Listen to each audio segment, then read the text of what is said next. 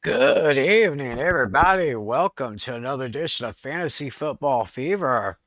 Wherever, whenever, and however you're watching, thanks for making this part of your week. It is Tuesday night, September 9th, 2025. Hope everybody enjoyed week one as much as I did. I mean, I'm telling you, there was some action going on. And I'm telling you, if the rest of the season is like this, we are in for quite a ride. My name is Timothy McClellan. How y'all doing out there? Doing okay? I know one person who not quite doing okay. He came off to a rough start this week in fantasy. Of course, that's my partner over here, the host of the Hooked on Sports podcast, Mr. John Flynn. How you doing, Tim? How you doing today? Doing all right, buddy. As I said, what a great week the first week was. I mean, there was some superb ball games. I mean, we're still raving about that instant classic between the Buffalo Bills and the Baltimore Ravens. I honestly could not believe the Bills won that game. I kind of had a feeling the Bills would pull it out. But after all, when you've got probably the two best quarterbacks in the entire AFC clashing together, oh my gosh, it is showtime, go time, I tell you.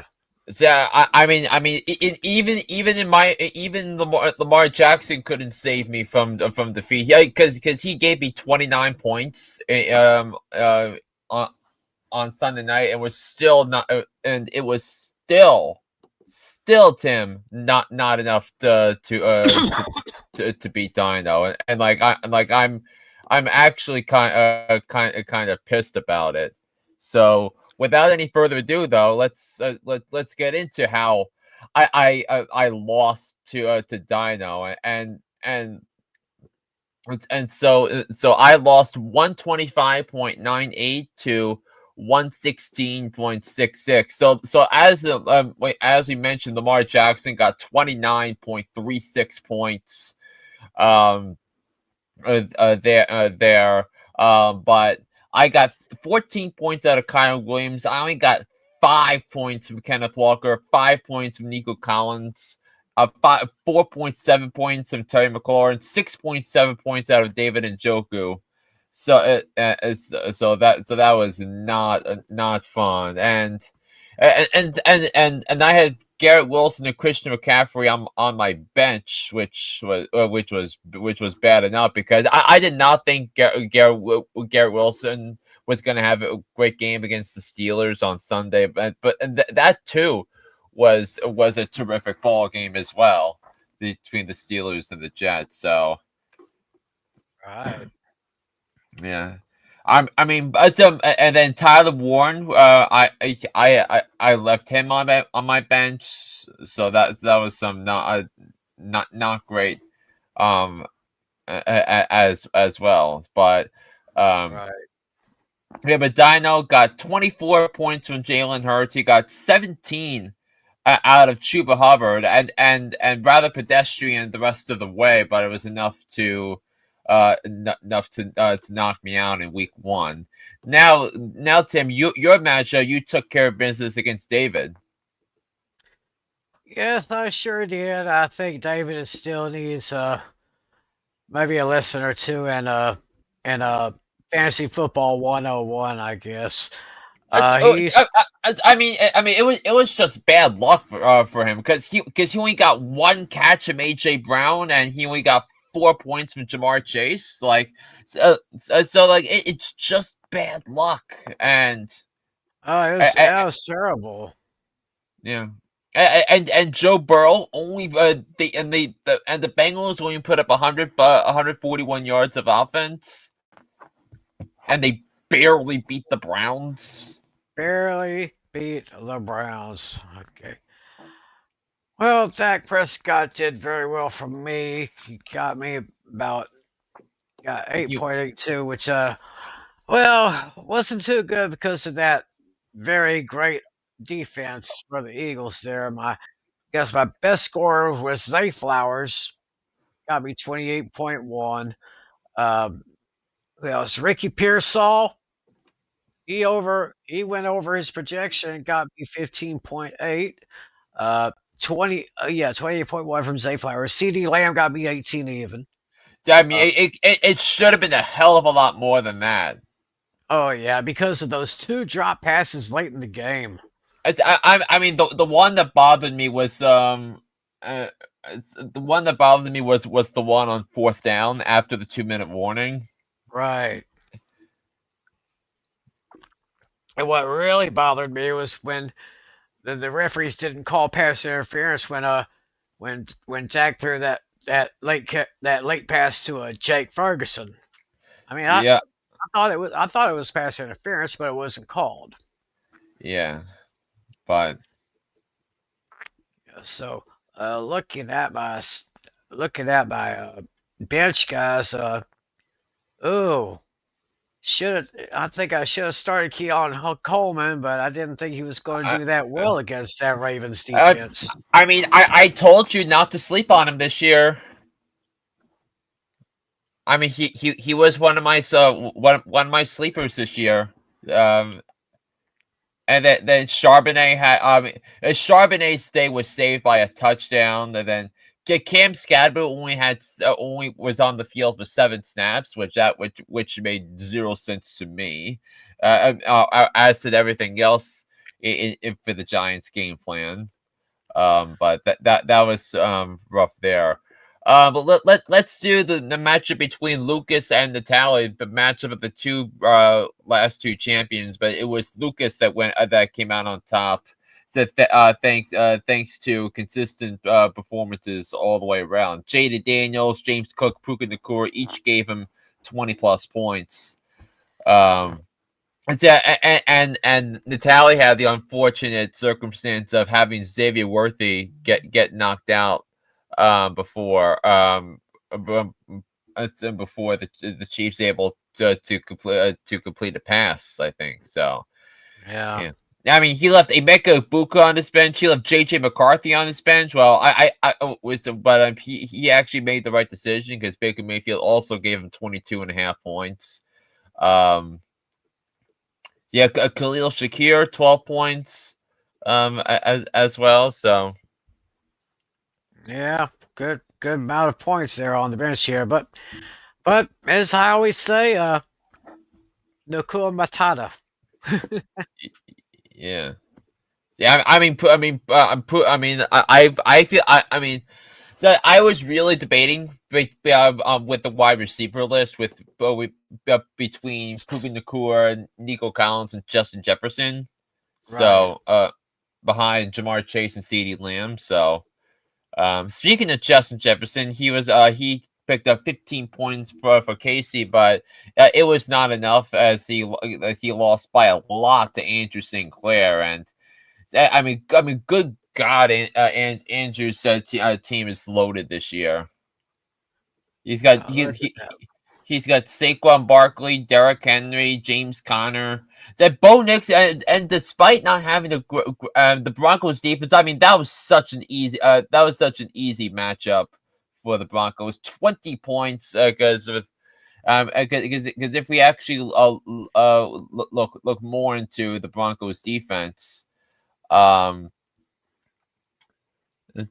let's see.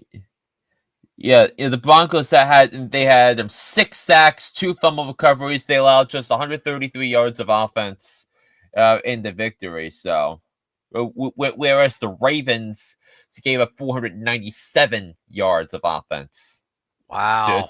to, to the Buffalo Bills. Um, yeah. So,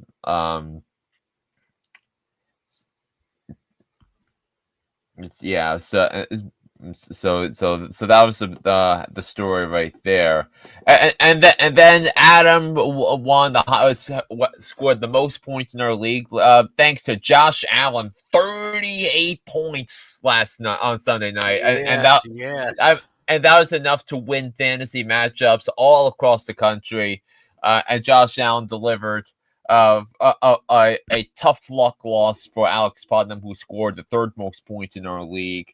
Uh, Bijan Robinson, Brock Bowers had good days in the office. I was very happy that my Bijan Robinson takes from the offseason panned out. despite the Falcons' loss. Right. I said, but then Adam also got a big day out of Debo Samuel, and Travis Kelsey exceeded his projected totals. Um, yeah, that was basically the main story right there. So why don't we go over some quickly all the other matchups and how and the other stat lines from the games. So the Eagles beat Dallas 24-20. Jalen Hurts it was a good first half for the Eagles offense, but then they started in the second half. Yeah, it was all right. Prescott had an okay day, 21 of 34 for 188 yards. Uh, yeah, that Eagles defense did hold the running game in check. I mean, you had Williams at 54 yards, Miles Sanders at 53. Turpin had 9, and Prescott only had 3 there. I Uh, mean, a lot of that had to do with Jalen Carter not being there for the vast for the whole game. oh yeah, because of what happened before the very first snap of the game. But I'll tell you, if Jalen Carter was in that game, those rushing numbers would have been a lot lower. Most likely, of course, CD Lamb, another 100-yard game to his credit. Yeah. So, And, I mean, which I feel pretty good about my CD Lamb fantasy takes because now he's got a great matchup against the artist formerly known as the Giants coming up on Sunday. And then AJ Brown only had one target. Devontae Smith only had 3 targets. Jahan Dotson had that 51-yard catch and run in the first half. So um yeah, uh, that was a good stuff. And then other games, the Chargers and the Chiefs. The Chargers won 27-21. Amari Hampton in his first action had 48 yards rushing on 15 carries, 15 out of the 25 carries. So I think it's clear now. Amari Hampton is gonna be the bellwether back for the Chargers. Because now you can stick the Najee Harris ticks and sticking where the sun don't shine. I mean, mhm. Patrick Mahomes actually had a really good statistical day. We haven't seen that said it often. Of the 3-time Super Bowl winning quarterback the last couple of years, but but then so with Xavier Worthy out, with Rasheed Rice out, it was Hollywood Brown. So that was at the target hog. 16 targets for Hollywood Brown. So Hollywood and think if we look in let me look in terms of in terms of of whether he's a good how likely you'll be able to pick him up on waivers this week. Give me just a second on that. Yeah. Playing. This guy, while he looks up something, y'all talk amongst yourselves. I'll give you the It's subject. it's yeah. Yeah, we're almost there. Yeah. Is so Hollywood Brown. He is currently owned in 50.1% of leagues in ESPN. So there's a 50-50 shot. Yeah, he's available for potential waiver claims. So I think so I think you need to make sure Yeah. you pick him up there. Juju Smith-Schuster caught all 5 of his targets for 55 yards. So that could be just something to monitor. Travis Kelsey caught a touchdown just in his in the first game of his engagement era. Hmm. Um, yeah. Then as for the Chargers, Quentin Johnson's also going to be a popular waiver wire pickup. 5 catches for 79 yards and 2 tutties. Where did that come? Where was that all last year? And they Not sure. Yeah, and then Keenan Allen had the most targets with 10, caught 7 of them for 68 yards and a tutty as well. And Justin Herbert was fantastic on Friday night. Amazing. So sad that I left him on my bench in my Yahoo league. Yeah, 318 Oh, yards, 318 yards and 3 touchdowns for for him. And the Commanders Giants. I mean, it was just pretty much a no contest there. Jaden Daniels, he was superb. Had 233 passing yards and 68 rushing yards. Ja'Cory Bill Krosky Merritt, 10 runs for 82 yards and a touchdown in his NFL debut. So yes, yeah, there was a reason why his fantasy stock rose so much after the Brian Robinson Jr. trade. Um, oh yeah. That's a young uh, guy you want to think about, y'all. yeah, but now it's gonna be maybe too late to pick him up on the waiver wires at this point. Debo Oh, Samuel led the Commanders with 10 targets and seven catches for 77 yards.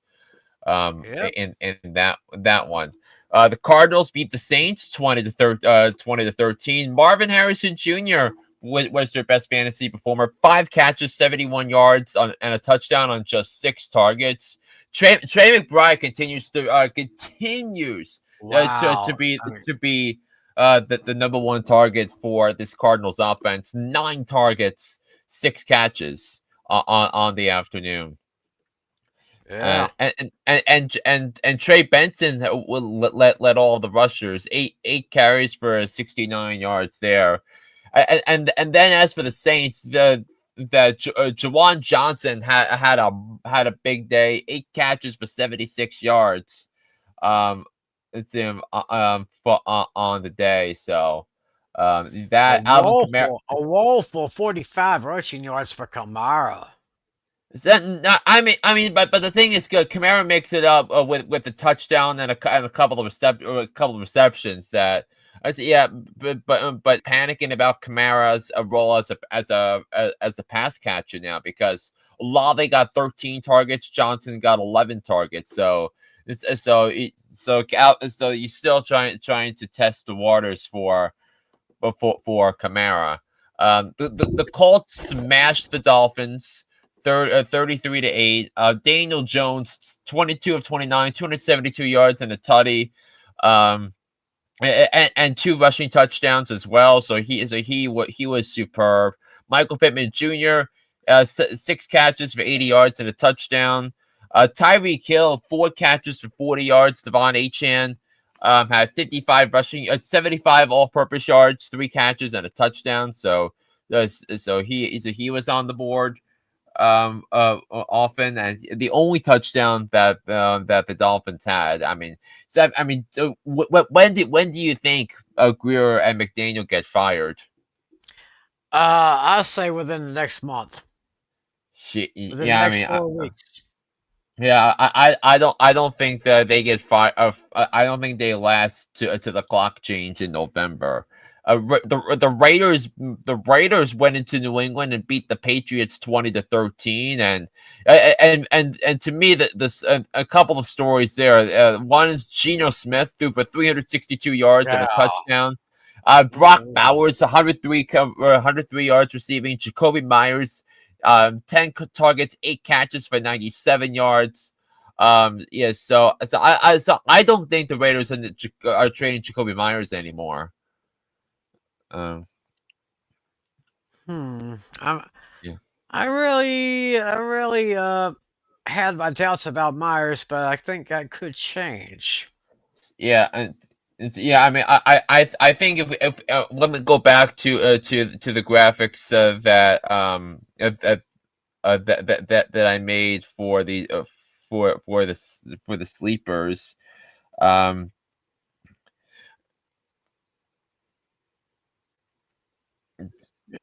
Yeah. yeah, so I know. Did one of us say Did one of us even uh, mention Myers? no, I don't think any of us mentioned Myers in any of our games, but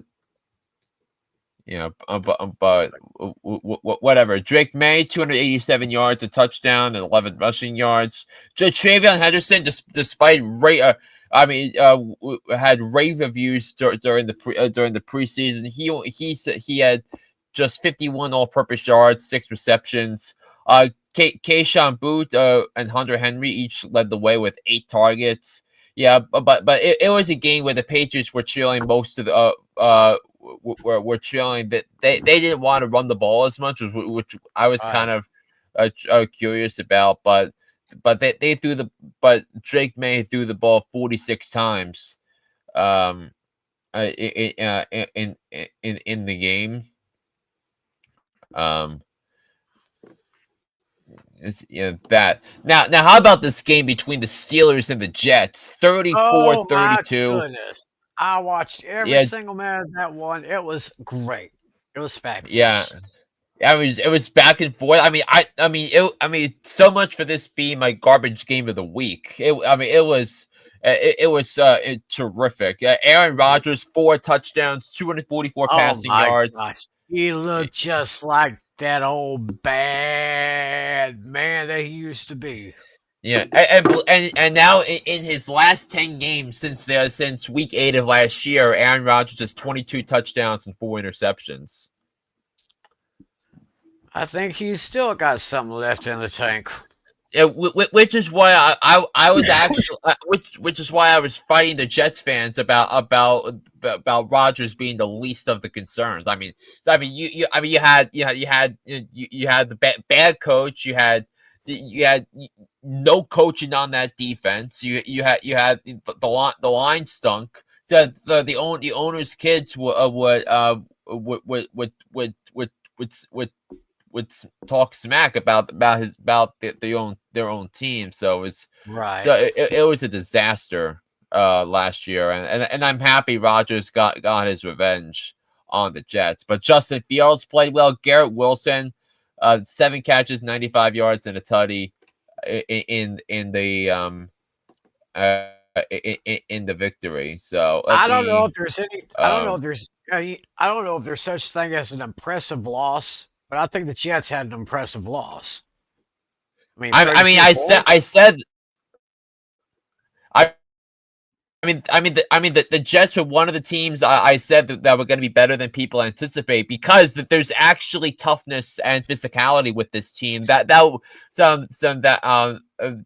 was not even present last year for most of last year. So Yeah. um I think next game, the Cat Bowl. uh Yeah, yeah, Panthers and Jacksonville and Jaguars. Carolina. I mean, what the hell was that with me picking the Panthers? The Jacksonville smashed them 26-10. And Travis Etienne, 143 rushing yards, including him breaking one for 71 yards. So the Jaguars on the day ran for 200 yards on the afternoon, Ooh, doggy. and Travis Etienne's performance that allowed the Jaguars to trade Tank Bigsby to the Philadelphia Eagles yesterday in exchange for a 5th and 6th round pick. Right. On um yeah, but Ted McMillan, 9 targets, 5 catches, 68 yards. So it's pretty clear Nice that start. Ted McMillan.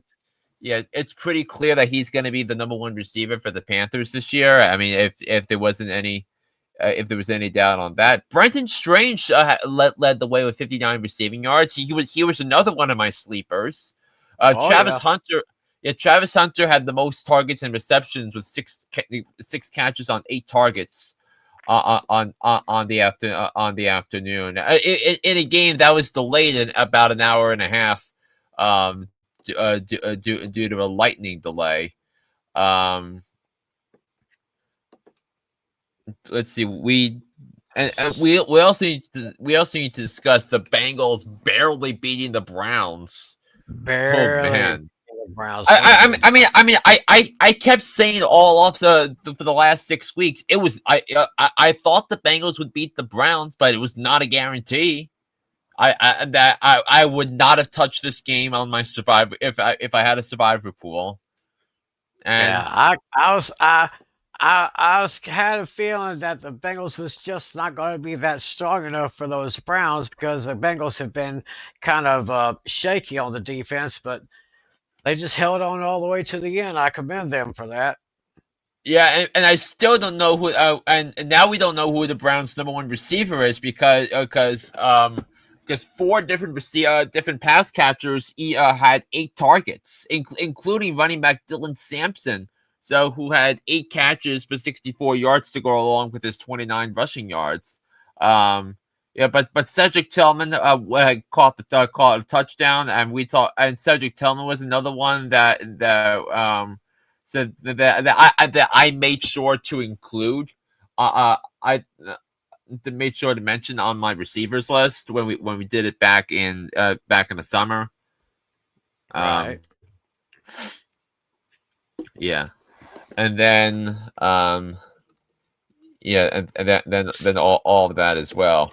The Broncos beat the Titans by a score of 20-12. Because it wasn't pretty early on for the Broncos offense, but they were able to get it done. Cam Ward, kind of what I expected. 12 of Yeah. 28, 112 yards.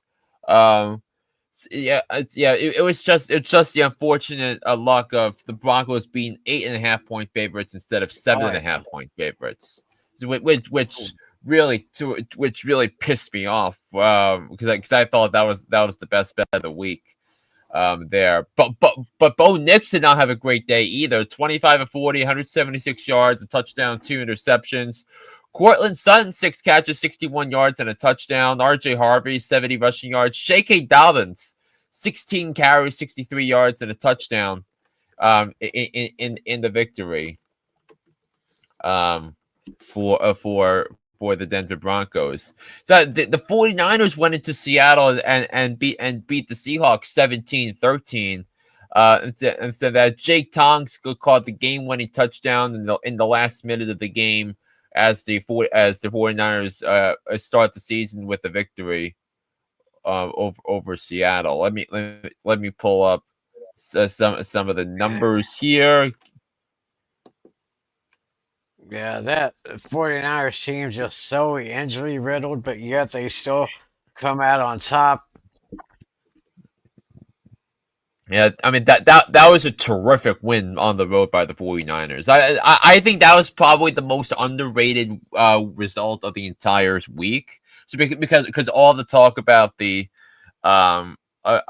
Colts, Dolphins, the Bills, and all of that, Right. but yeah. Oh, and look, oh hey, Ricky Pearsall, hi. Hey, Ricky Pearsall, what's up, bro? With 7 targets, 4 receptions, 108 yards.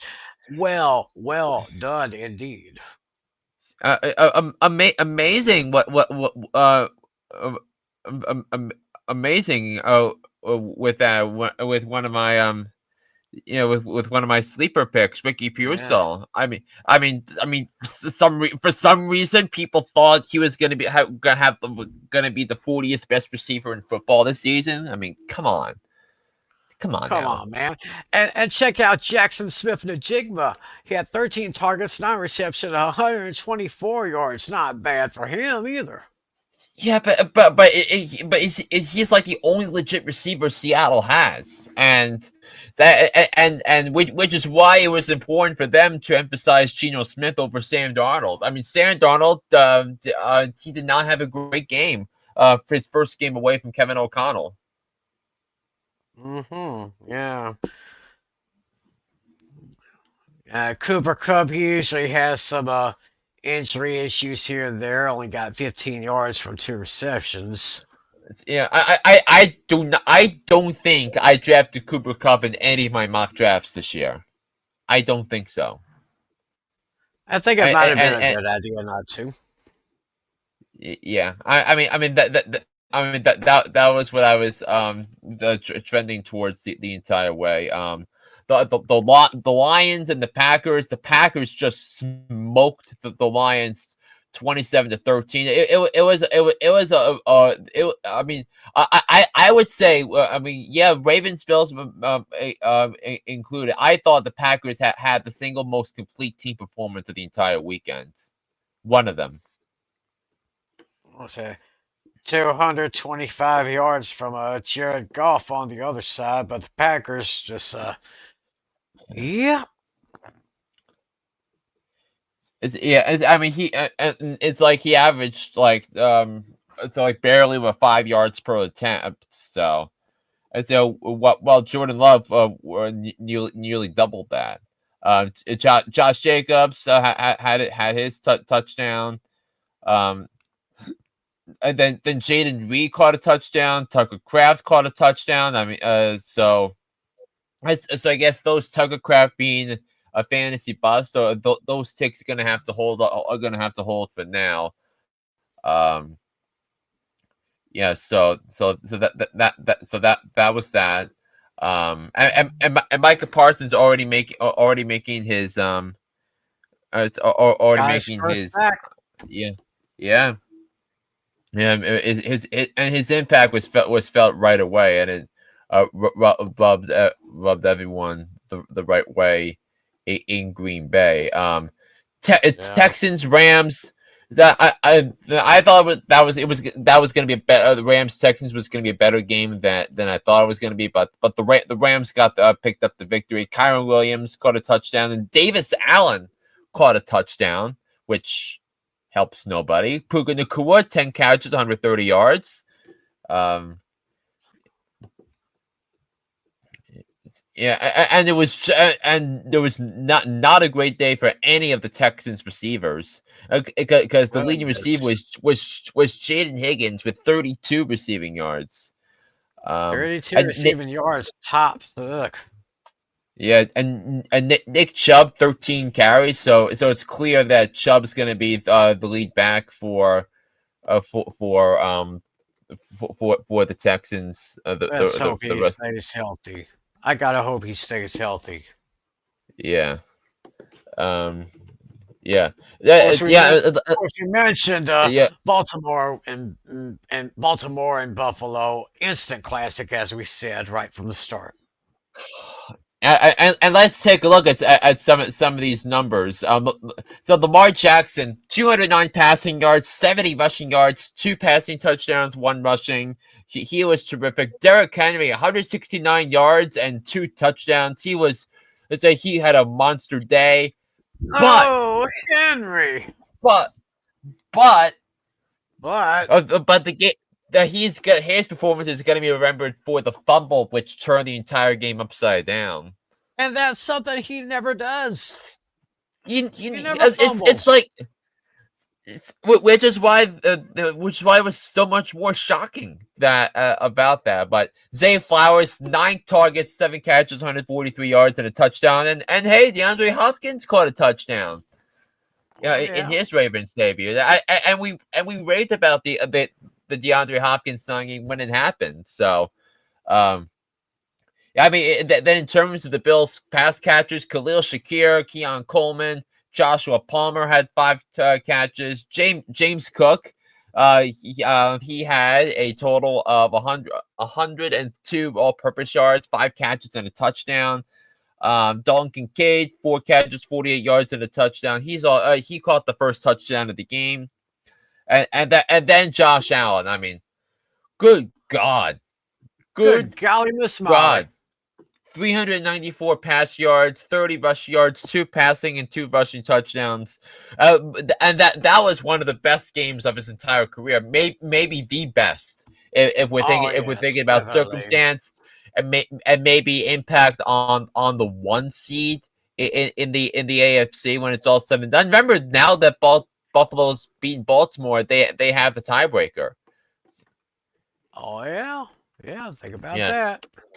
Yeah, and then the Vikings did not play the Ravens last night. They played the Bears last night. JJ McCarthy, hey, said he won his NFL debut 27-24. Welcome to the NFL. Yeah, I mean, I picked this. Yeah. Yes, I mean, I adjusted my hooked on sports NFC North prediction because I switched Mhm. to the Vikings before the season started.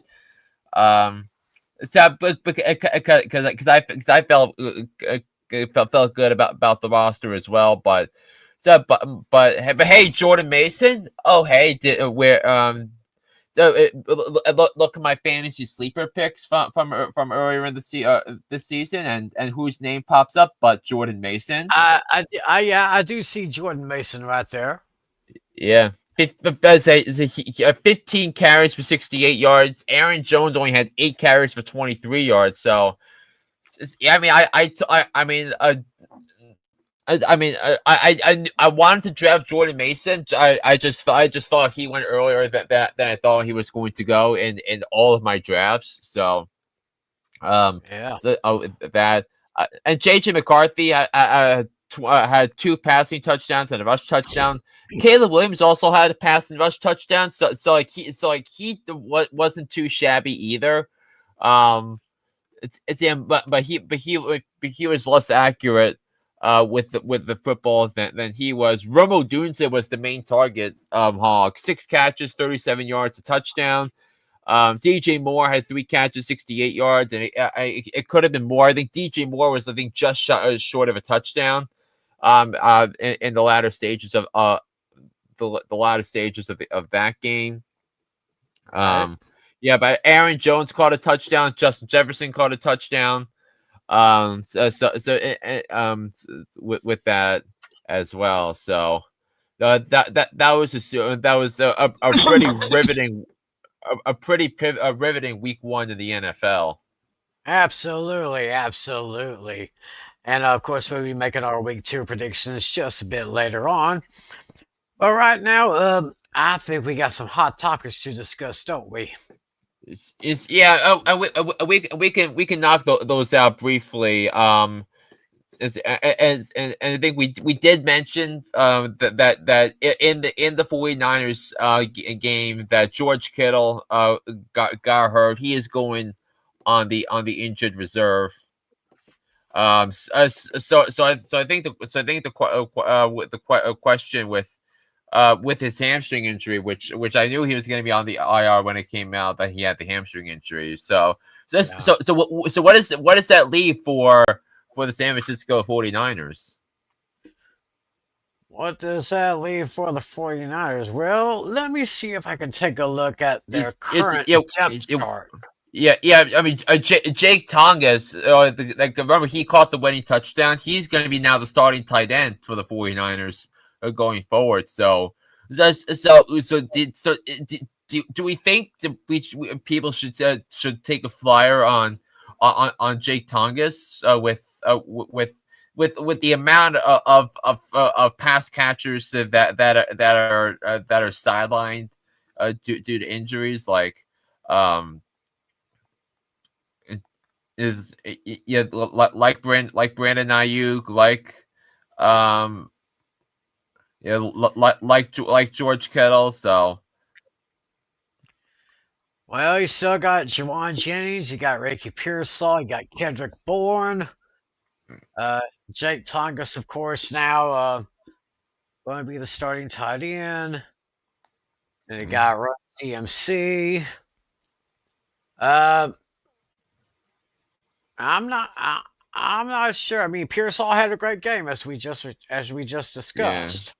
Yeah, So but I kind of feel, but you kind of think that a Shanahan offense revolves around the tight end playing at a high level. So it's, but I will say I think for deep flex leagues, I think he's definitely someone that is going to be worth a shot, given that he's earned the trust of his quarterback for making the winning touchdown catch in the fourth quarter. right. So so you Kittle owners out there, bench him, or if you have to, just kick him off. He's going to be gone for a while.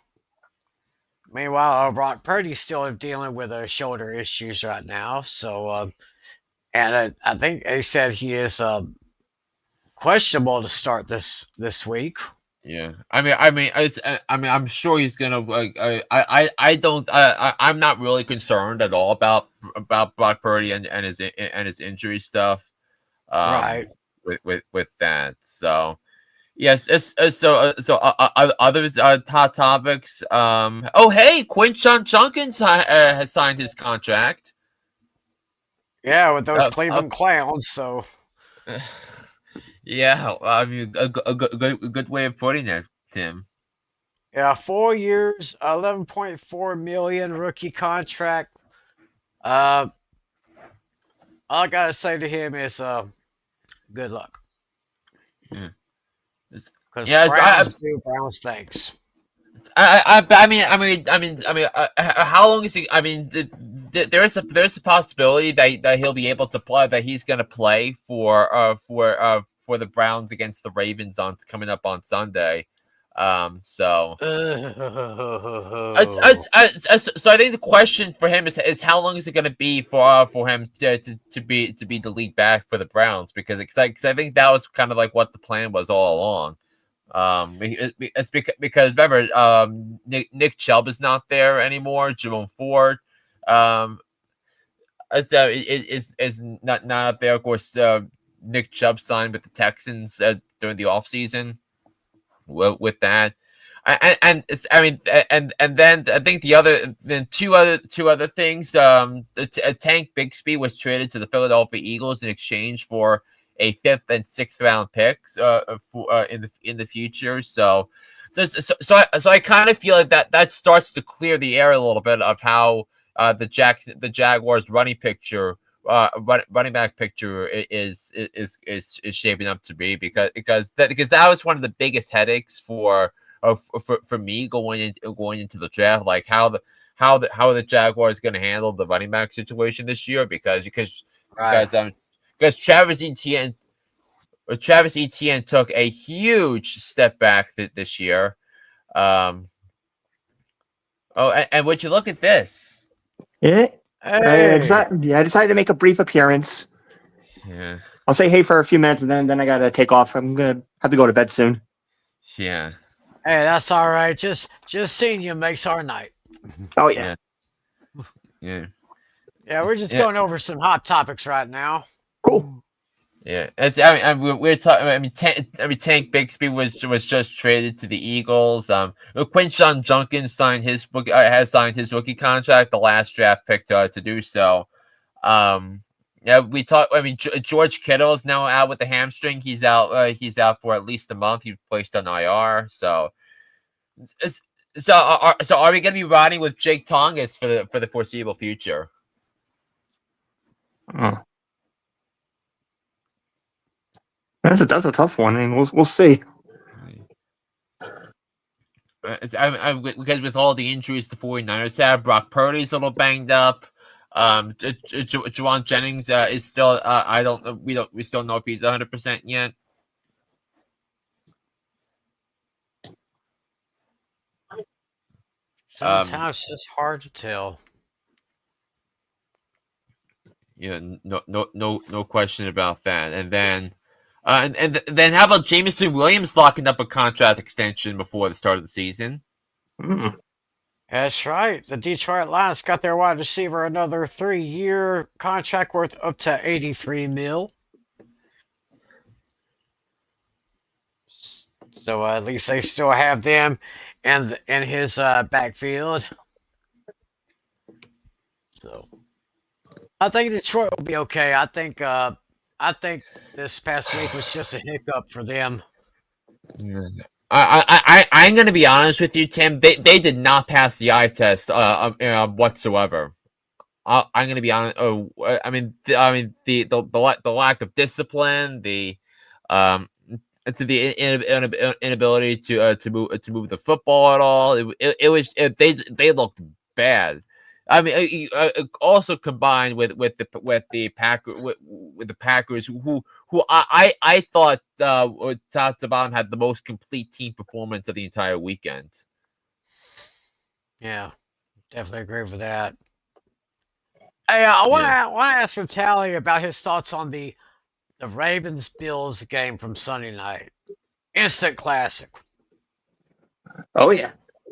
Yeah, it was back and forth and everything. Yeah, I was that close to pulling it off. I was the only one who picked the Ravens. I was that close to making it happen.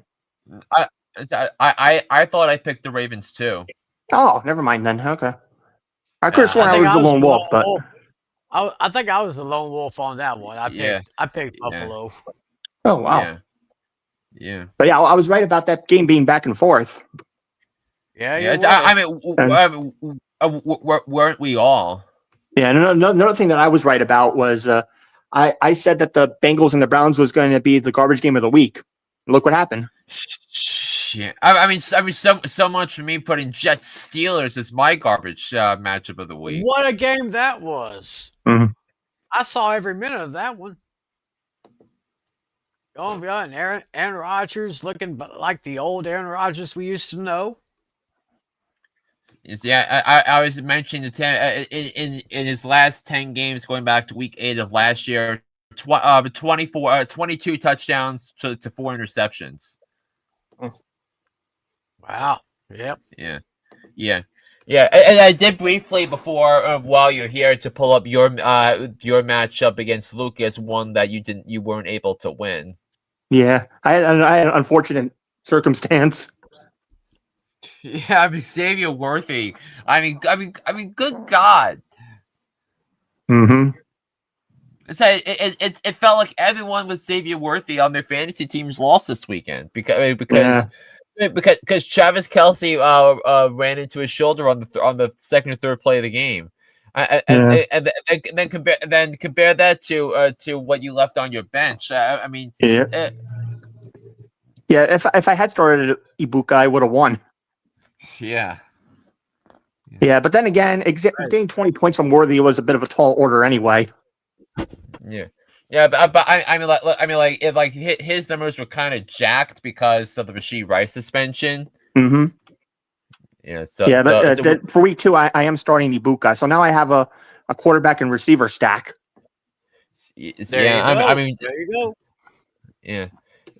Because in one of my league, I think in 2 of my leagues, I had the Dak Pickens stack, and that did not work out so well.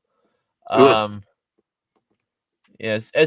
So while we're here, we'll take a look at your matchup coming up this week and see what you have.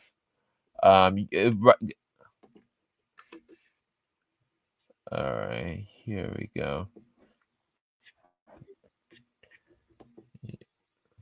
Hang on just a second. Let me pull yours up.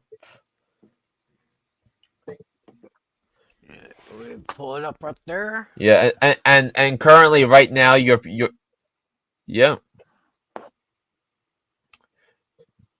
Yeah, and currently right now it's a toss up between you and Casey. Oh yeah. Yeah. I mean matchups you matchups you like, matchups that Casey should like. Mm. Yeah, he's got a pretty good roster there, so I mean, he's got the favorable. He's got some favorable matchups coming up. I mean, that Chase Brown matchup looks really good. Same thing too with Justin. Same thing too with Amari Hampton against the Raiders. Which would be a 10 p.m. Eastern start on Monday night. But yeah. And then you're riding with Baker Mayfield against the Texans, and then then with Ashton Genty, Malik Neighbors, Emeka Buka. And let's see what you have on your bench. I mean, Xavier Worthy's he's not playing probably with his he could be going to IR maybe. And I would not play him. Well, thanks for pointing it out, Captain Obvious.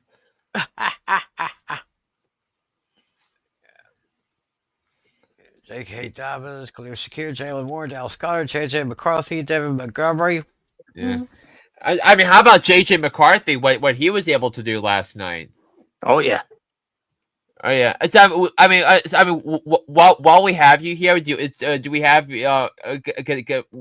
I mean, I'll tell you, Natalia has already been stumped on on my tough trivia question. Yeah, I wasn't too far off on Tim's. I got the third highest. Yeah, Okay. yeah, Yeah, so yes. I'm sure I got yours wrong too. I had absolutely no clue. Yes. So my trivia question, while we're on this, Sure. is prior to JJ McCarthy, who overcame an 11-point deficit to beat the Bears last night, who was the last quarterback to overcome a 10-point fourth quarter deficit and win in his NFL debut, Yeah. his first NFL appearance? Yeah, I'm assuming I got mine wrong because I guessed Caleb Williams. They were down 17-0 in halftime last year, but it was only a one score game going into the fourth quarter, so it was not him. Yeah. But you were close though. You were close.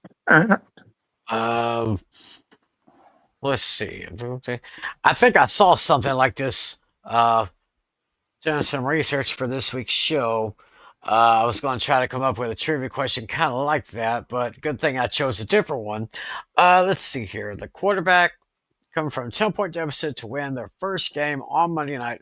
I want to say it was Aaron Rodgers. I'm not sure. No, it was not Aaron Rodgers. No. No. Yeah, I feel like it has to be someone pretty recent, some from a recent draft class. Probably. I don't know. So if you caught the post game interview with JJ McCarthy, the answer was there. So. Oh. Which is why I said as soon as which is why I said immediately after the game I had the tough trivia question ready to go. All right. Yeah. We can answer those right now if you want and with that. So what's your trivia question, Tim? Okay. I gave mine to Natalie. Okay, here is my question. With the victory, the Minnesota Vikings won their 34th game on Monday Night Football. So the question is, which team has had the most Monday Night Football wins? My guess is the Steelers because I always because I saw something like that and I'm thinking that if it's a Monday night game in Pittsburgh, I automatically pick the Steelers. Oh. Okay. And Natalie, I gave you, I sent you this question on Messenger. You said the Cowboys. Mm-hmm. And, well, Natalie, I have to give you this. Yep. And, Flynn, you said the Steelers. Yeah.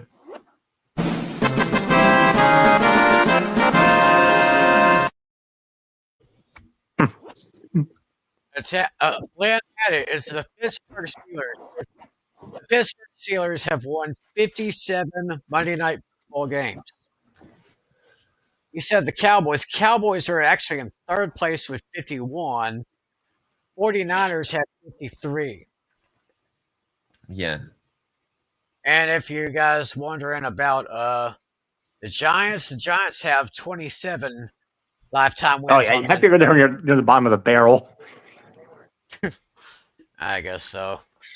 Yeah. Yeah. So now my question: the last quarterback to overcome a double-digit fourth quarter deficit and win in his NFL debut. So Natalie said Caleb Williams, which was not a bad guess given what happened last year, exactly a year to the day. But he was wrong. So Tim, you have the floor. Who is it? Well, at first I thought it was Aaron Rodgers, but then Natalie said it had to be someone kind of more recent, like in the last 5 or so years. This is just shocking in the dark. I'm saying C.J. Stroud.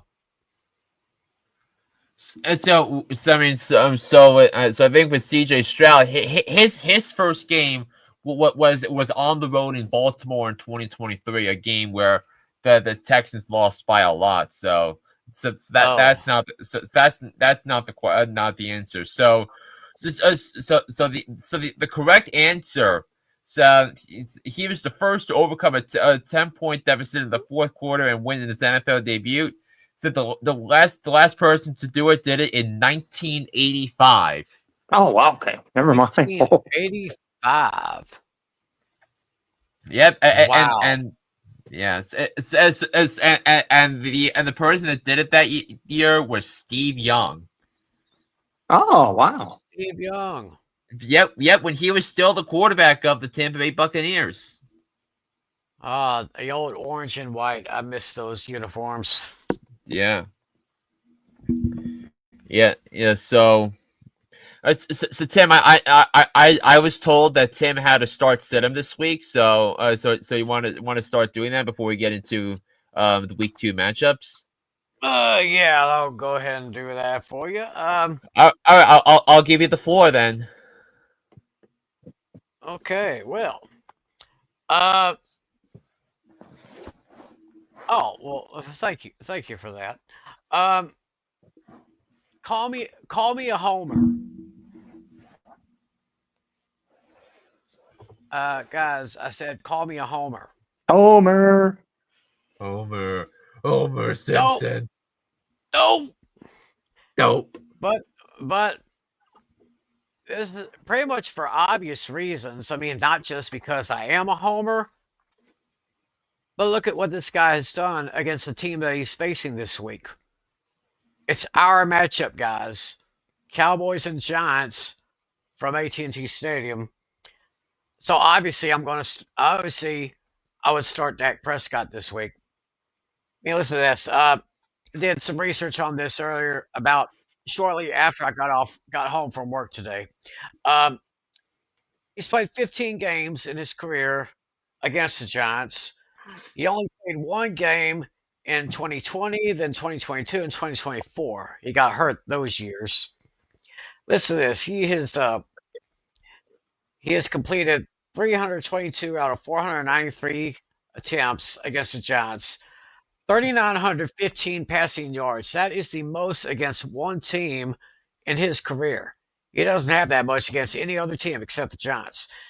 He's had 29 touchdowns to only 8 interceptions with a passer rating of 102.4.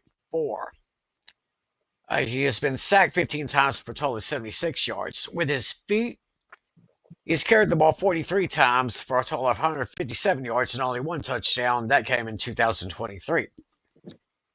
And he has a record of 13-2 against the Giants, 7-1 at home, 6-1 on the road. And so because of that, my start this week, of course, is Rain Dakota Prescott. As far as my sit for this week, I'm gonna have to sit Isaiah Pacheco, the running back for the Kansas City Chiefs. I mean, you see what Philadelphia did last week against my boys. They held my boys to a total of 119 total rushing yards. As we mentioned during the recap, 54 yards for Javonte Williams, only 53 yards for Miles Sanders, 9 yards for Cavante Turpin, about 3 yards for Dak Prescott. They held them pretty good right there. So I think once again the Chiefs are going to have to rely on the arm of Patrick Mahomes to do that because I think that front line is just going to be a little too rough for Pacheco. So I would suggest you guys start Dak Prescott and sit Isaiah Pacheco. And also and also Jalen Carter did not play a defensive snap last week. And now he technically served his 1 game suspension. Yeah, Uh, I totally disagree with that decision. Yeah, I do yes, too. so Jalen Carter will be back out there, and their best run stopper. Yeah, so we'll just have to see what happens there. So let's get all of this back together now. Yep. Boom. Yeah. So, I guess we're ready to. To start looking at some matchups. I put the spreads on an image file that I do kind of like want to Yeah. want to share here because this is the graphics package, part of the graphics package I have for my hooked on sports picks. Yeah, but for presentation purposes, these are these are who's favored in the games. So, yes. So why don't we go through some of them with that. Commanders Packers. So who are you looking at in terms of a fantasy perspective in that game? Okay. Yeah. Who do I want to see how. I want to see how that Packer defense can defend Terry McLaurin. I'm kind of focusing in on that right there. But I think it's gonna be kind of tough though. But it'll be interesting to see what happens there. And so the Packers are picked by 3.5. I'm gonna and the Packers are at home where they almost always win. So I actually see this as a close game here.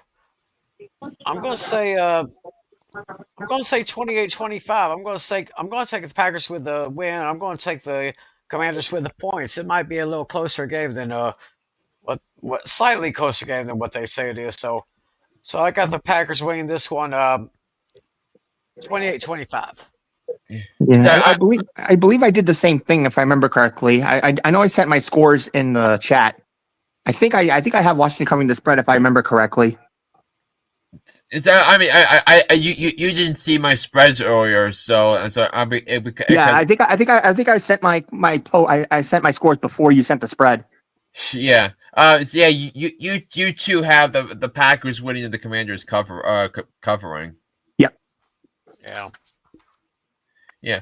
So I mean, I think the key for this one is how this Packers defense is going to be able to slow down Jaden Daniels because like one of the most jaw dropping stats I heard over the weekend is that Jared Goff in games where neither Ben Johnson or Sean McVay is his play caller in his career is 0-19-1 Wow. in 20 starts. So you have to think it's yeah. So you'll be playing a much better quarterback, and already the Commanders like made it look really really easy against the Giants on Sunday. Now it's going to be a much tougher matchup. So in this one, but yes, but by the time I lock in my picks on Thursday, I'll probably on Hooked on Sports, I'll probably do the same thing you guys do, so which is grab the points with Washington there. So this and another matchup that I really want to see is Matthew Golden against that secondary, which I think he might have some matchups there, and then what about Tucker Kraft against the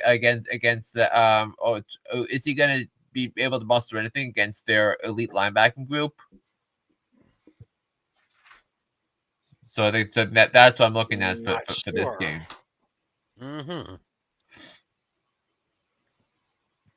Yeah. So who you got?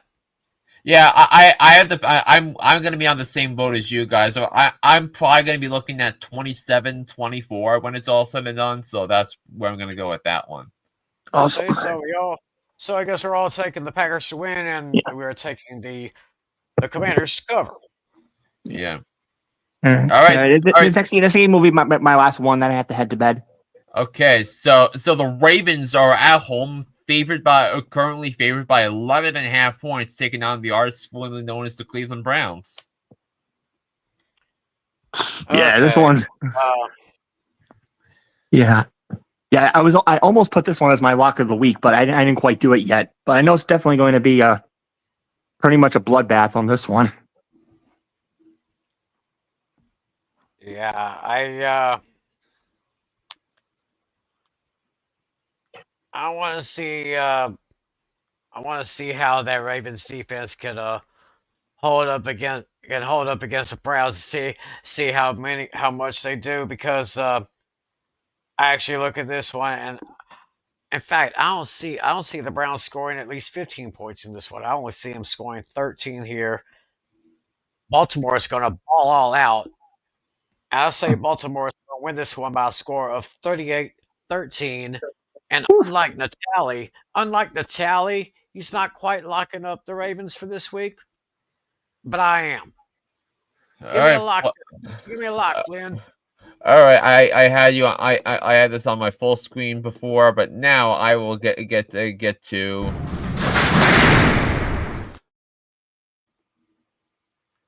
This, I mean, I think the establishing factors for fantasy are big in this one, but I think it's gonna be a question to me of how much the Ravens are going to of how the Browns running back situation is going to evolve. Like how much are they going to incorporate Quinshon Junkins into the game?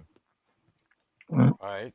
And can Cedric Tillman build off his strong performance from week one? So I think those are the two things I am looking at. All right, and I know, guys, I gotta take off. I got work in the morning, so yeah, we'll see you guys next week then. All right, See you take next week, care. buddy. Yeah. Take care. Let me see if I can get Flynn's score here. Yeah, so I think we talked about fantasy, but the spread kind of scares me, Tim, because it's a divisional game, and with that, but I just think with the Ravens coming in mad after the way they lost that game, and the Browns losing despite outgaining the Bengals by 200 yards. Yeah, I'm picking the Ravens to win the game. I think it's gonna be like 31-13 when it's all said and done. So that's gonna be my score for that one. All right, then we got the Jags versus the Bengals over in Cincinnati. Bengals are picked by 3.5. Um, I want to see how Travis Hunter does. I mean, Travis Hunter is going to be probably on my radar as far as the Jaguars is concerned because he was like a very touted offensive and defensive player. I think last week I think he was on offense about 75% of the time, and he was on defense like only about 25% of the time in that game last week.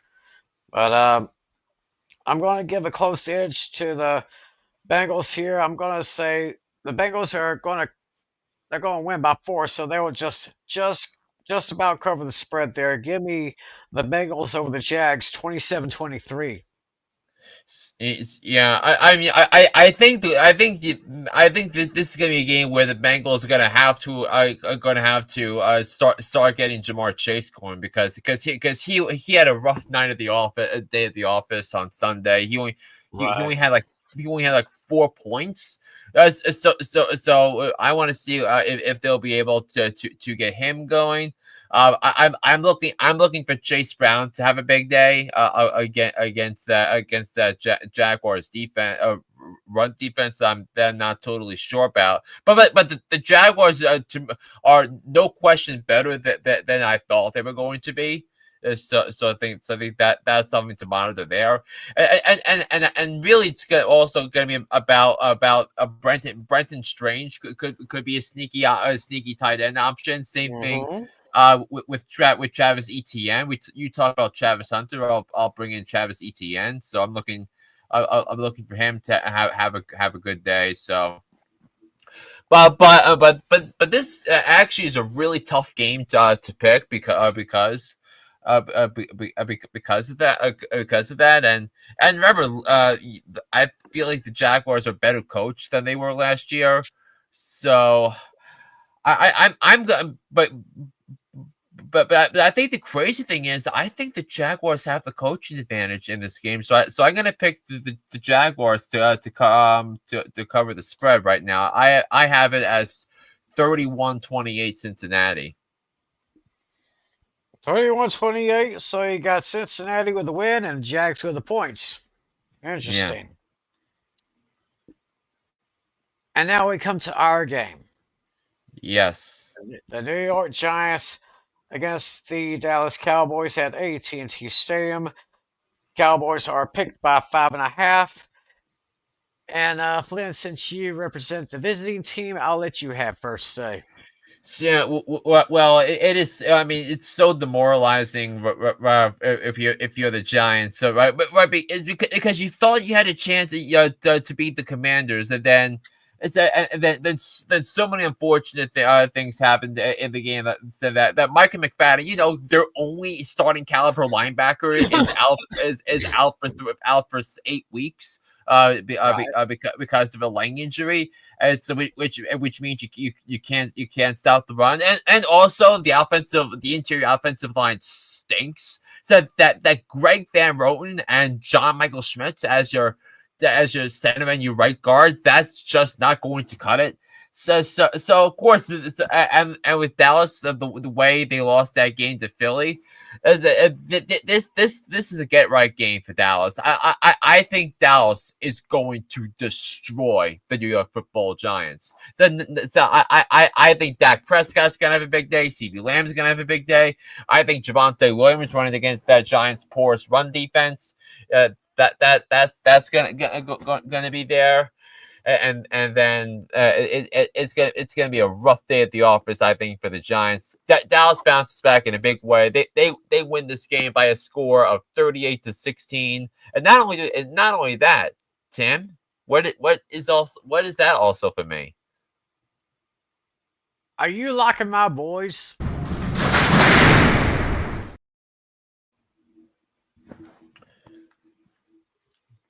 Oh my gosh. Ladies and gentlemen out there, mark this moment down as a memorable moment for this year. A Giants fan locking the Cowboys Against the Giants. I mean, if it was the Cowboys against the Browns, and I felt like the Cowboys were going to win by 20, I would have said like whatever, but I don't think the Giants stand a chance against Dallas. I will be very, very surprised if the Giants win on Sunday. Well, I don't see the Giants winning, but I kind of see it a different way. I mean, I think the Giants will make this closer than what a lot of people are going to think it is.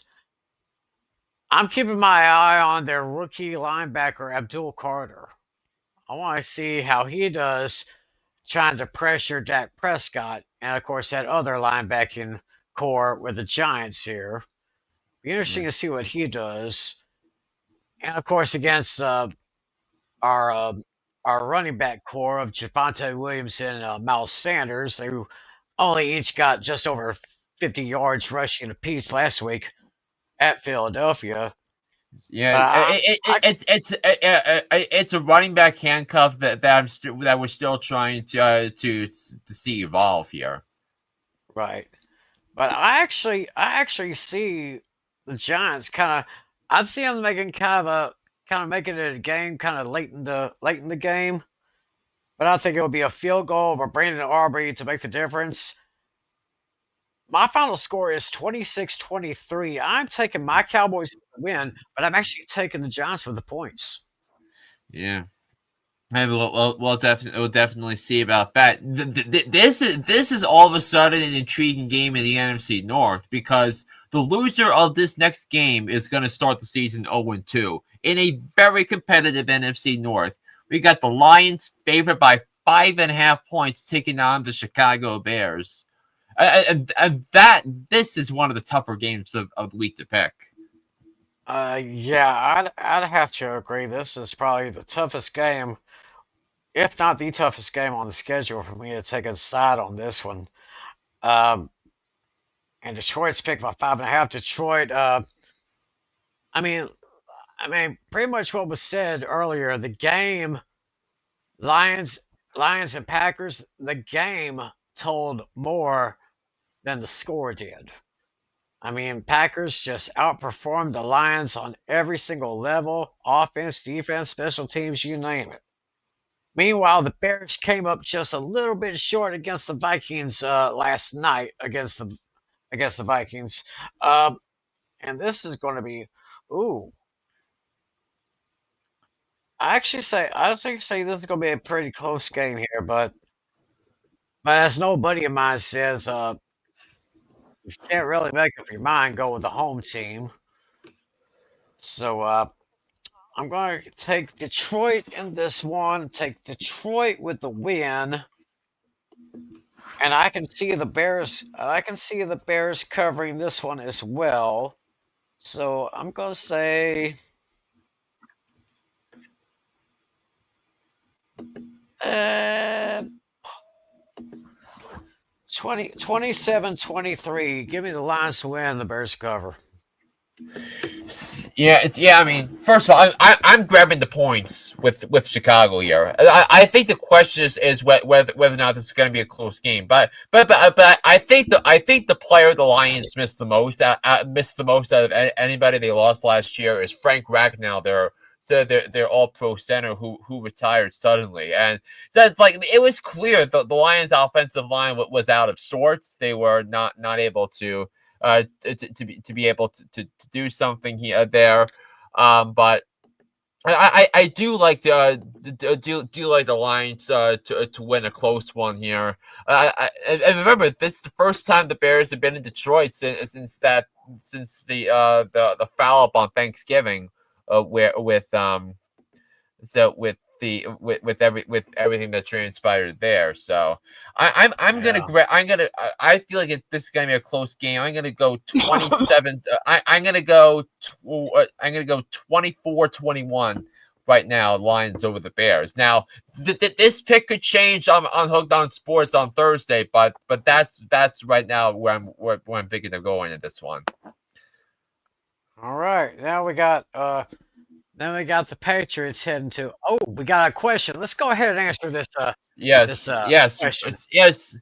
So we have Quentin Johnson, Hollywood Brown, Keyshawn Booth, Cedric Tillman, Calvin Austin, Wandell Robinson, Kenneth Gainwell, Harold Fan, and John U. Smith. So all available from the waiver wire. So who are you taking out of these and who is looking to claim on the waiver wire? Yeah, we mentioned Quentin Johnson having a very big day, so I would definitely want to keep him. Which is kind of a weird dynamic because you're thinking about Lad McConkey and Trey Harris, as pass catching targets as well, but. Right. Yeah, but I would honestly ride the Cedric Tillman wave until Joe Flacco is benched because as long as Flacco is the starter, the Browns should be able to throw the ball down the field. Now it's going to come without his fair share of picks because Joe Flacco threw a couple of interceptions against Cincy that tipped off receivers' hands.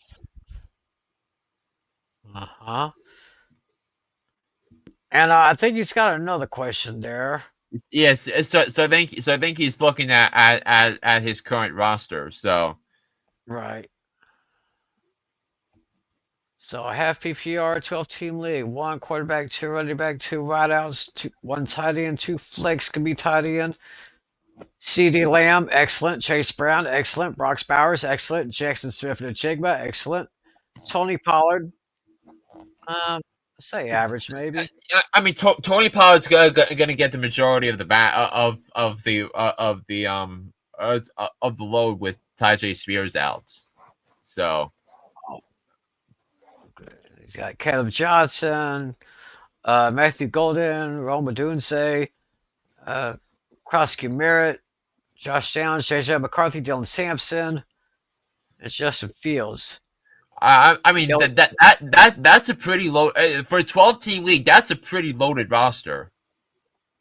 That looks pretty darn good. Yeah, but with that being said, if you have to drop someone, I would drop Dylan Sampson.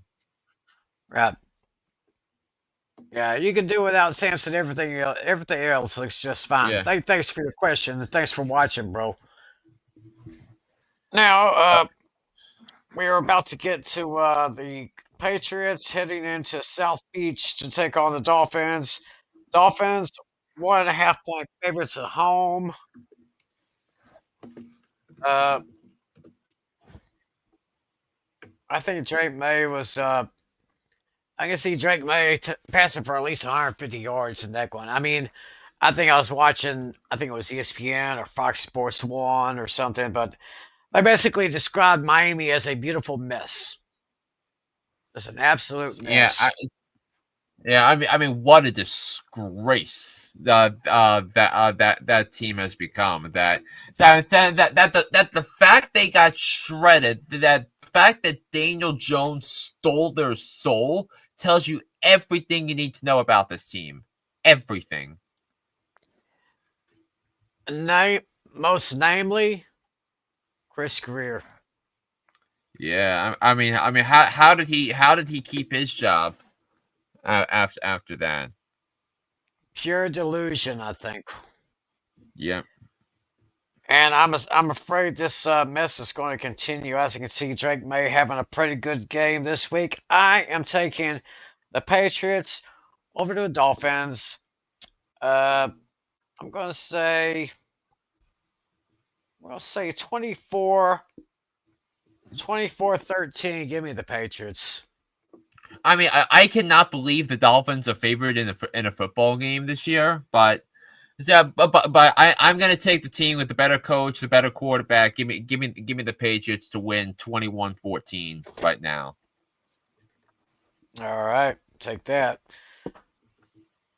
Now over to the Big Easy, where our friend Alex Putnam just recently visited. 49ers coming into town with a 4.5 point edge over the Saints. This wasn't one of the toughest watches game, but it's kind of a tough one because you think about all the injuries that the 49ers have, and then you think of how poorly the Saints played last week. I'm going to go ahead.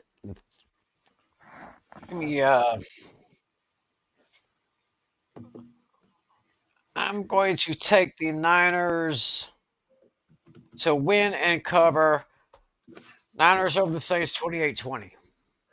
Yeah, I think you're looking at you're looking at this game, and you're trying to really get a feel of how you think of how the Saints are going to structure their target shares, because Chris Olave and Juwan Johnson each had double-digit target games last week, and then which kind of wants me to wonder how big of a role is Alvin Kamara going to have in this game? Because I think if they're going to beat the 49ers, I think they're going to have to get Alvin Kamara involved in the passing game, because even for a running back, that's where he's most dangerous. So I think you look at that as a as a way to go here about this, but now what is the offense going to look like if Brock Purdy is out? So, and the answer is that Mac Jones would be in line to be the starting quarterback for the 49ers. And remember, so Mac Jones was supposed to be the pick for the 49ers in the 2021 NFL draft, where they picked third overall. Instead, they picked Trey Lance. And look how that went. Yeah, did not turn out so well. But I do think that the difference in the game is going to be Christian McCaffrey. I think McCaffrey's going to have a big game. I think he's going to have he's going to have 100 all-purpose yards at least. I think he's going to have at least a touchdown. So right now I have the Niners laying the 4.5, beating the Saints by a score of 27-17 at this point. Alrighty then. Well, this next game, with everything that happened last week, But this for, game for, for, looks a for, little bit delicious. for both teams.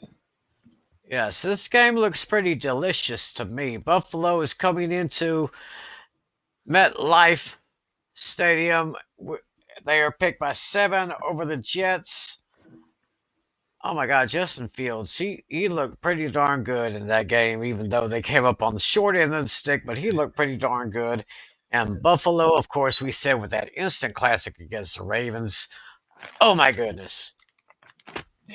Uh, I mean, I'm kind of interested in what you want to say first.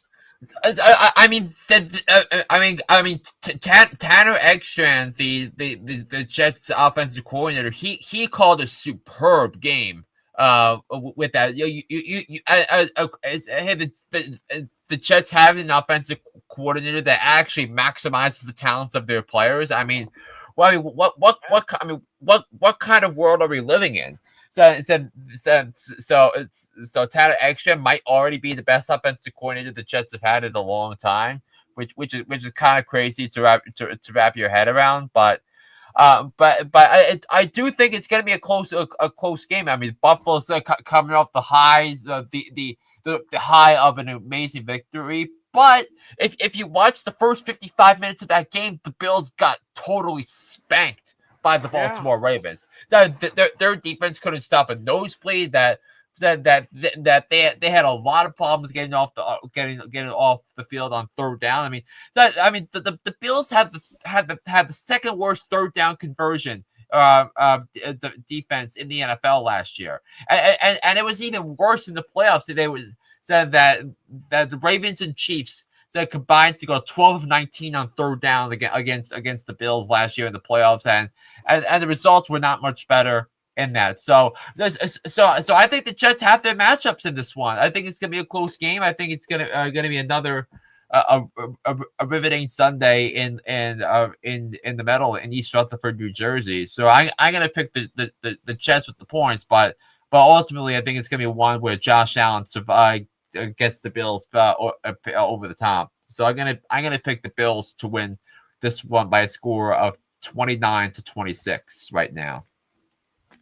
All right. Well, I'm definitely thinking along the same lines as you. Buffalo, yeah, had a terrible first half against Baltimore, and Jets they kept fighting their way with trying to match up with Pittsburgh last week each and every step of the way.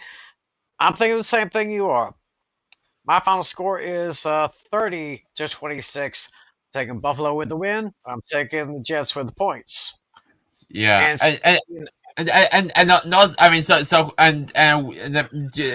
like in terms of fantasy, you liking you liking Garrett Wilson as a star potentially. I also feel it's gonna be a tricky matchup though for the Bills receivers because they'll be matched up against Jaden Reed and Sauce Gardner. I would be a little. I think it's gonna be a game where Dalton Kincaid's gonna have to show up. It's gonna be a game where I think James Cook is gonna have to make things happen in the running attack. That's where I think that this game is gonna be won or lost. yes, that's definitely right. We got Seattle coming into Pittsburgh, and Pittsburgh is at home, favored by 2.5 points on this one. Uh, I'll be interested to see how JSN will do against that Pittsburgh defense. I mean, Pittsburgh just fought all the way through, as we mentioned, against the Jets. Will be interesting to see how they can cover him. But in the end, I can see Pittsburgh pulling this out. Although I think it's going to be a very I think it's going to be a close game here. Pittsburgh is 2.5. I say they'll win and cover, but not by much. Give me 28-21. Just I'll give them a 7. I'll give them 7 point difference. So give me the Steelers to win and cover by a score of 28-21. I mean, this is not a game that I would include in my survivor picks this week. So Right. because you always have to remember that Mike Tomlin trap games always exist, and it's been the case that his entire NFL career. The Steelers coming off the high of beating a team that played really well, fall hard to the end, on last a couple of days ago. So, but Seattle actually has a decent roster. I mean, not gonna lie, it was. I thought that for the first 58 minutes of that game, Seattle outplayed San Francisco. Before the Niners came back in the end and win it, but I'm gonna grab the Steelers. I just think Sam Darnold has a bad matchup against T.J. Watt, Alex Highsmith, and that defensive front. So I'm gonna pick right now. I'm picking the Steelers to win and cover. I've been winning by a score of right now. I'm gonna go with 24-20, and I'm really hoping by the time Hooked on Sports my pick segment drops on Thursday. I'm really hoping it's not minus it doesn't go to 3 or 3.5. Oh, we're Yeah. interesting to see what happens by the time that show comes up. The last of the early games, we have the LA Rams going into Nashville to take on the Tennessee Titans, with the Rams coming in as 5.5 point favorites. Let's see Yeah, I mean, here. Go ahead. I don't get this line. So, because the Rams currently have a banged up offensive line. Going to this Kevin Dotson, both of their left guards are currently gonna we're gonna see the progress of both of them going into their matchup. But yeah, but this is not a great matchup because that Rams defensive front that made C.J. Stroud look akin to playing professional football on Sunday. Yeah, I think that's gonna be the difference. I think it's gonna be it's gonna be a competitive game, in my opinion. But I think I have the Rams pulling it out. They win by a score of of no, of 24-17. So I'm gonna pick the Rams to win and cover. Superior coach, better quarterback. I think that's the difference there. So I have the Rams winning and covering. Okay. Yeah, I have the Rams winning and covering, but yeah, I agree with you with that banged up offensive line with the Rams in Tennessee with not much of an identity. So yeah, I'm gonna go with the Rams uh to win and cover. Give me the Rams 24-14, and this is very not this is being not interesting for me, as a matter of fact.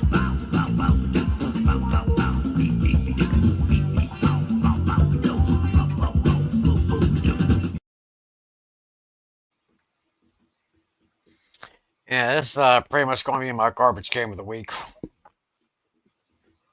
But now we go to the 4 o'clock games, and starting in Arizona, where the Carolina Panthers will be coming into Arizona to take on the Cardinals. And interesting here, the Cardinals are picked by 6.5. Yeah, I think Arizona's going to win and cover. I was really hoping I would see Bryce Young to take that next step forward, but but for him only scoring 10 points against that Jaguars defense, I think that kind of scares the hell out of me. when it comes to that. So I just think the Cardinals are a much better team. They're a younger, faster team, a more well coached team. So I think the Cardinals are going to win and cover. I have them winning by a score of 28-17. And I think I'm looking for another big game from Marvin Harrison. I'm looking for James Conner to have to play to get 70 yards and a touchdown. I'm looking for Kyler Murray to have another good game. So that's what I'm looking at there. And then in terms of Carolina, how much is Ted McMillan going to have? How big of a workload is Ted McMillan going to have? Because I think all the talk about him being the number one receiver, I think that's clear now. So we'll see how that is, and then how's then with that. So I'm going to pick the Cardinals to win 28-17. Yeah, I will take the Cardinals. But same thing. I agree with everything you said here. I've got a similar score that what you gave. I'm taking the Cardinals by a score of 30-16. All right. So the next game, the Denver Broncos are on the road, favored by 2.5, taking on the Indianapolis Colts. Okay. Well, Daniel Jones impressed a lot of people last week. He even impressed me. But this time they're going up against one of the toughest defenses in the AFC. And with Denver coming in as 2.5 point favorites, I think it'll probably be the defense that rattles Daniel Jones's brains in this game here. In fact, I think it's going to be a defense that makes a difference here. I could see, let's see, 2.5 point favorites. I say the Broncos will win and cover this game. Give me those Denver Broncos over the Indianapolis Colts. I'm going to say a modest. I'm going to give a modest score, 27-20. Give me the Broncos to win and cover. I never thought I would make this pick at the start when the season started. Give me the Indianapolis Colts to win this football game. I just think that the comparison between the Colts defense from last year, which was so bad that Gus Bradley got fired. So the upgrade from Gus Bradley to Lou Anarumo is one of the biggest coaching upgrades I have ever seen.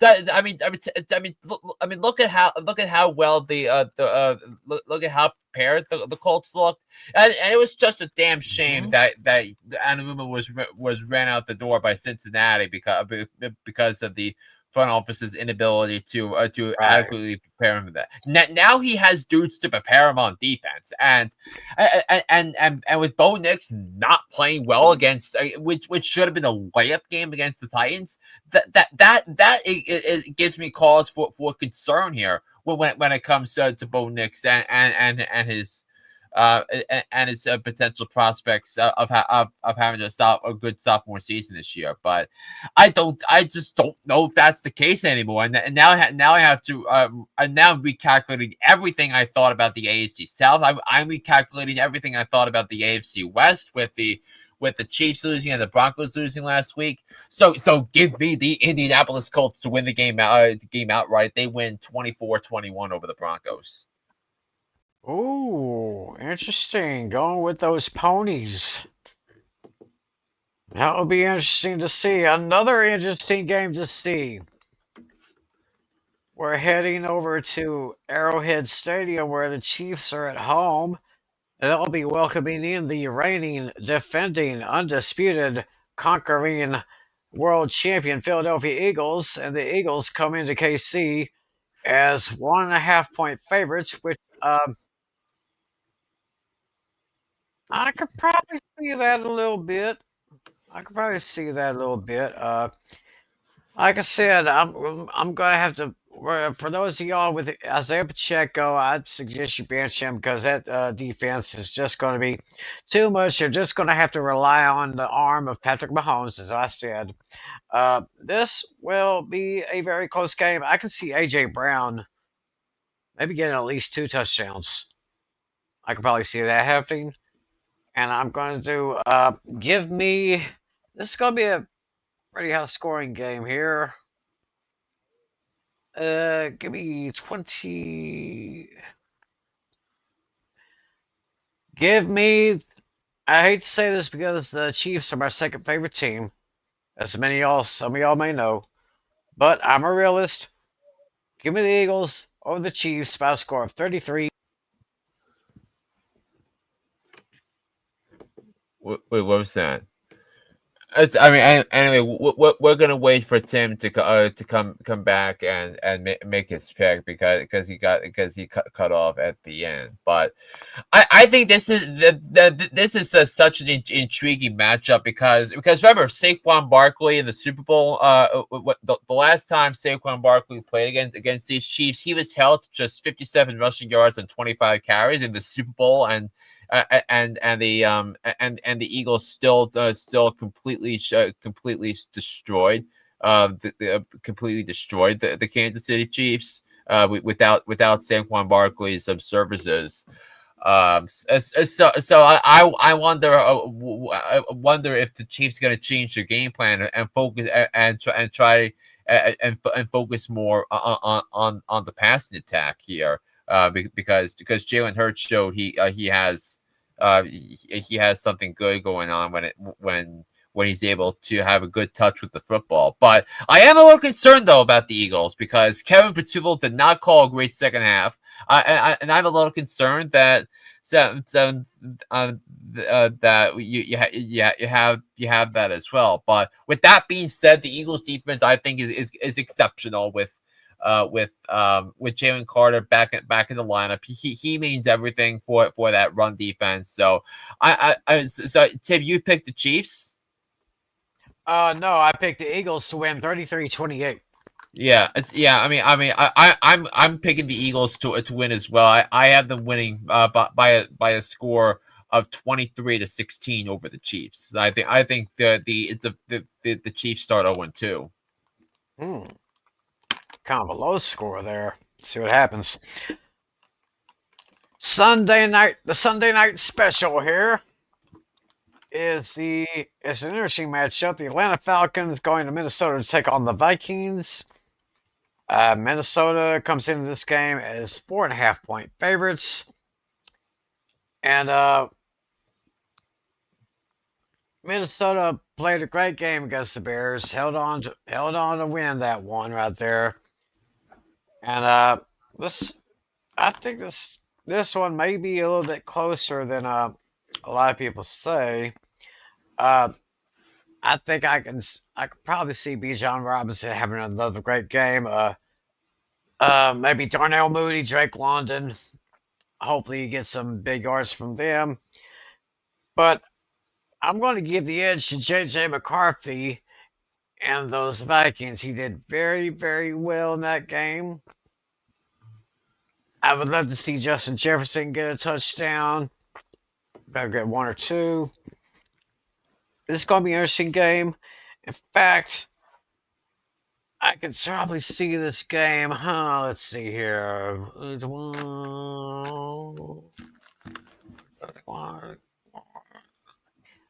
20, give me 27 to 20.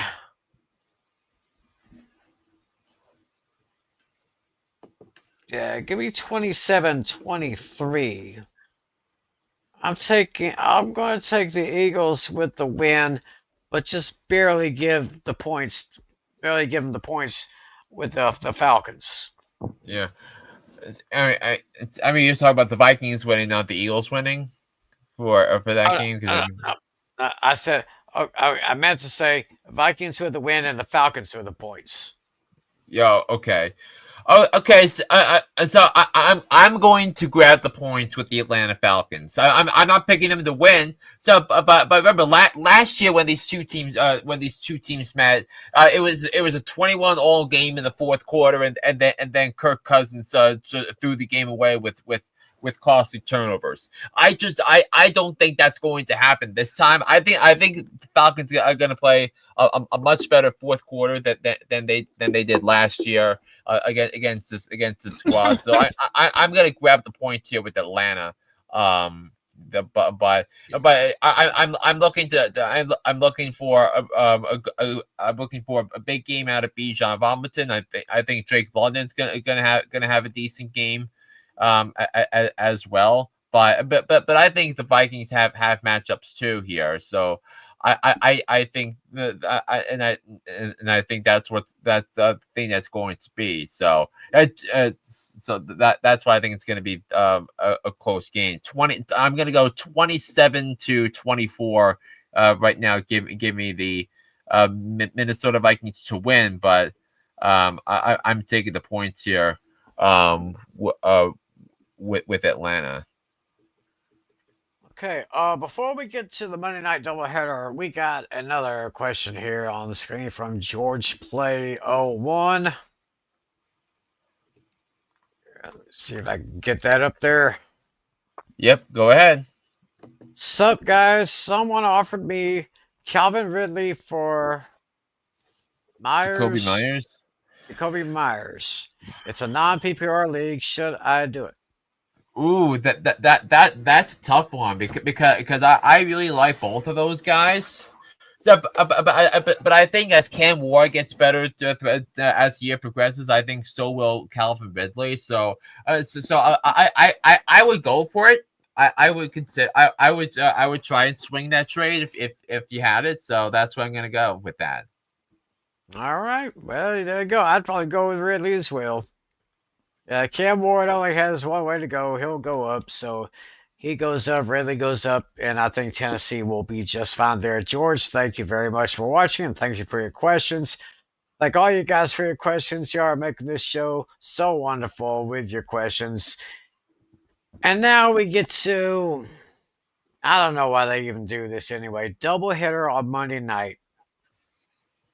The first game of the doubleheader is the Tampa Bay Buccaneers against the Houston Texans. This will be in H-Town, with the Texans coming in as 2.5 point favorites in here.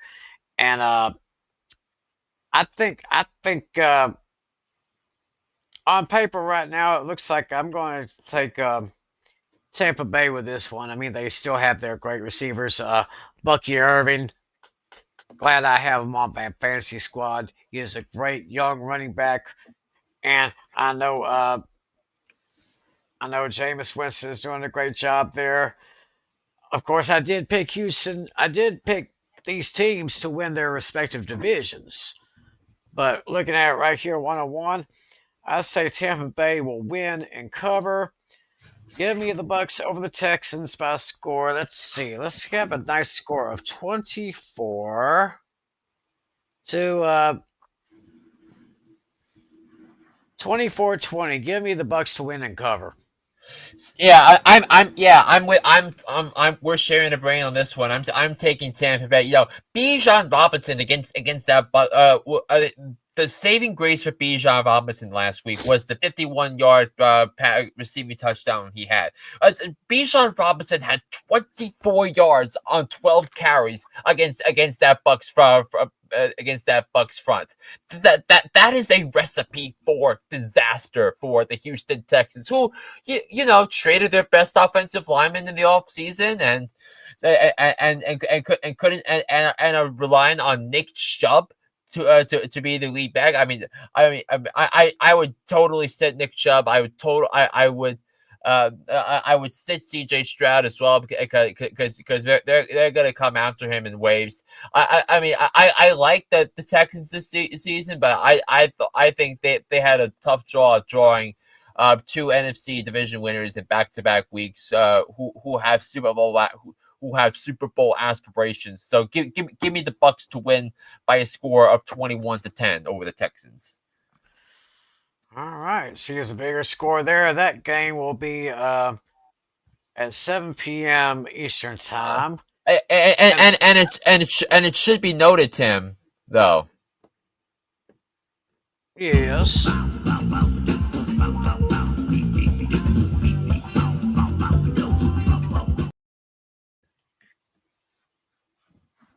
So, is this last game on the schedule your pick for the garbage game?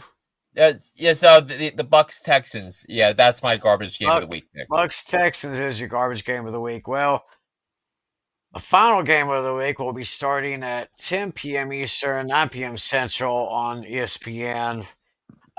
It's the AFC West rivalry game. The Los Angeles Chargers against the Las Vegas Raiders. The Chargers are coming in 3-point favorites. Yeah, this will wind up being the last game I circle when I officially lock in my when I officially lock in my predictions.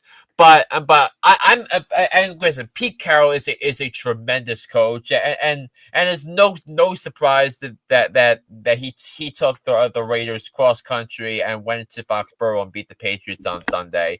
Well, and Geno Smith's obviously an upgraded quarterback. Ashton Genty is just getting his feet wet in the NFL, but I'm gonna grab the Chargers. I think they're supremely well coached. Jesse Minter is a good defensive coordinator. Jim Harbaugh is superb. And if Justin Herbert can have games like he had against the Chiefs, then the sky's the limit for the Chargers. And things that the Chargers have some great matchups in this one. I think Amari Hampton should be able to run wild on a Raiders defense that's still that I don't know if they're ready yet for that.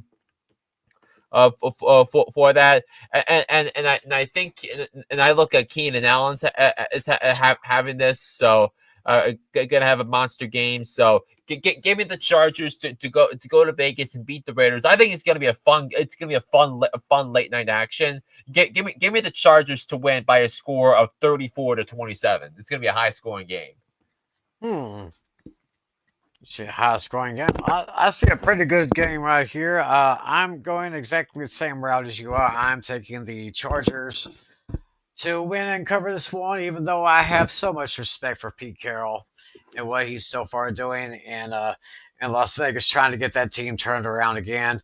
Ashton Genty, he's getting his feet wet, as you said, so he'll do better as they can really work him into the system. And but I'm going to take the Chargers to win and cover this one. Give me the Chargers over the Raiders by a score of 27-23. Okay, so we have one more question. So do we trade Nico Collins for Emeka Egbuka and Josh Jacobs?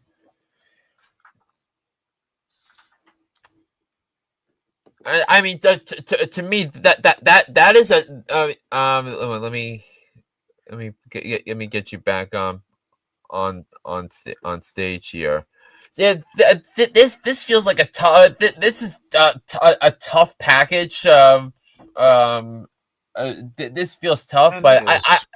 yeah, but with Nico Collins being the Texans' only legit wide receiver, I think you have to keep Nico Collins. He was in my top five from the on my receiver rankings for a reason.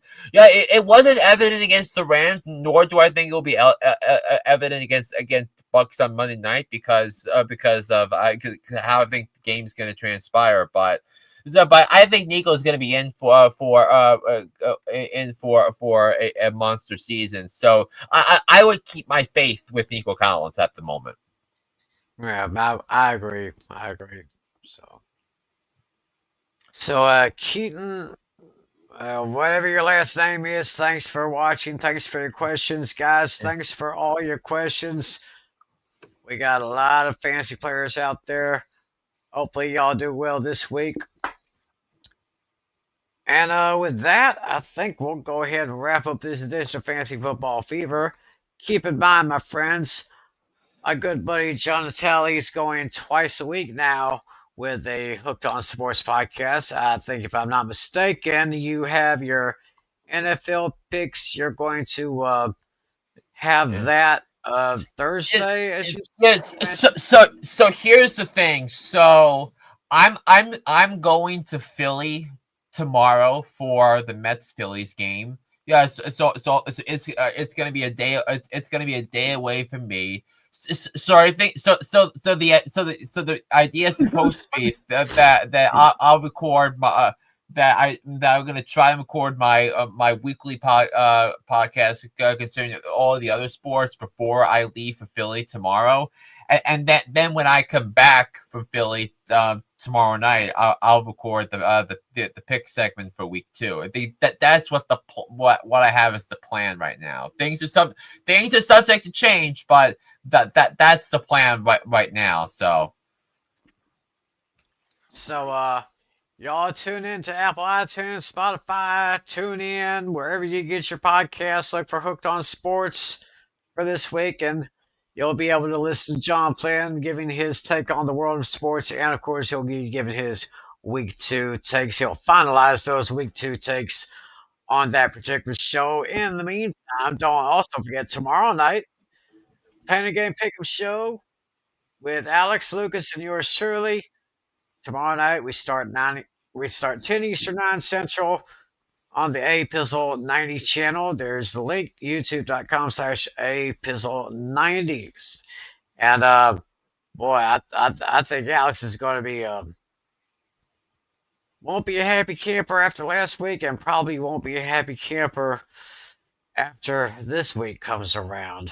So we'll just have to see what happens there. So I guess that'll do it for our show. It's been a great show. Thanks to all of y'all for watching. Please spread the word if you like this show and you want to go back into the history and look at previous shows. Just like, subscribe, hit the button down there, hit the bell so you'll know when the next episode is coming along. So that's going to do it for Fantasy Football Fever for this week. For our commissioner, John Telly, who was here earlier, for my buddy, John Flynn. There, I'm pointing the right way now. My name is yes. Tim McClellan. Thanks so much for everybody. Hey, have a great weekend. Enjoy the games, everyone. Enjoy week 2. We'll see you back here 7 nights from now. Take care, y'all. God bless. And as always, be a good sport. See ya.